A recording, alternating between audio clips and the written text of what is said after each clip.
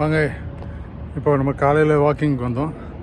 Walking வந்தால் இப்போ இது வந்து சம்மர் சீசன்றதுனால சாலைகளின் நடுவெங்கும் பேரிச்சம்பழ மரங்களின் பயன் இப்போ இதுதான் கிடைக்கும். இப்போ எல்லாமே வந்து எல்லா மரத்துலேயுமே வந்து பேரிச்சம்பழம் காய்ச்சி பழுக்க தொடங்கி இருக்குது.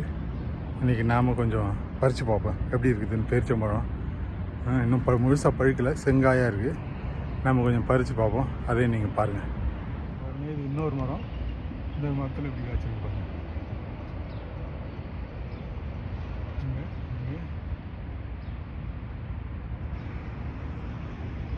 இதே மாதிரி இந்த ஒரு ரோட்லேயுமே நடுவில் இதில் கொஞ்சம் சரியாக இல்லை, இதெல்லாம் சொத்தையாக போச்சு. அடுத்த மரத்தை பார்ப்போம் வாங்க.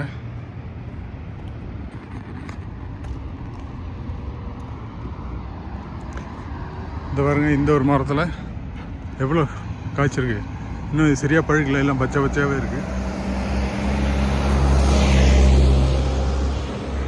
ஆனால் இது பாருங்கள் எவ்வளோ நல்லா பெருசு ரொம்ப பெருசாக இருக்குது காய்.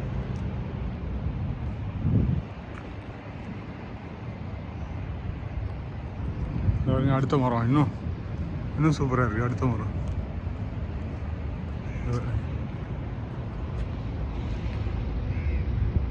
இதெல்லாம் பழுக்குது. ஏன்னா இங்கே வந்து இந்த ஈரப்பதம் வந்து கிட்டத்தட்ட ஒரு 70-80% போகும். சூட்டோடு அந்த ஈரப்பதம், காற்றுல உள்ள ஈரப்பதம் சேரும்போது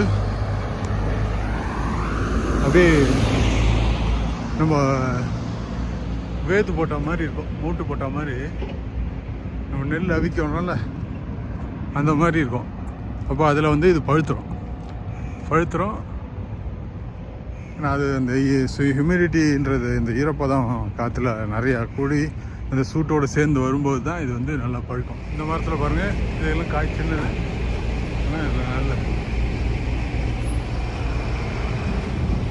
இப்படியே லைனாக நம்ம மரத்தோ தெருவோரம் உள்ள எல்லா மரத்தையுமே பார்த்துட்டே போகலாம்.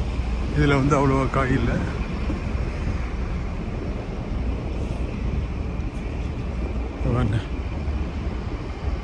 இதெல்லாம் இருக்குது, ஆனால் அந்த அளவுக்கு வளமாக இல்லை.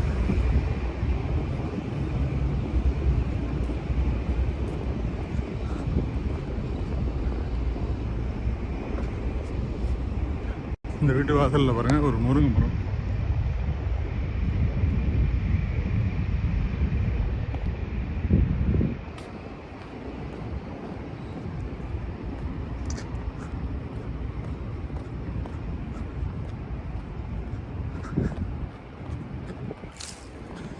லைனாக பாருங்கள், வெறும் பேரிச்சம்பழம் மரம் தான்.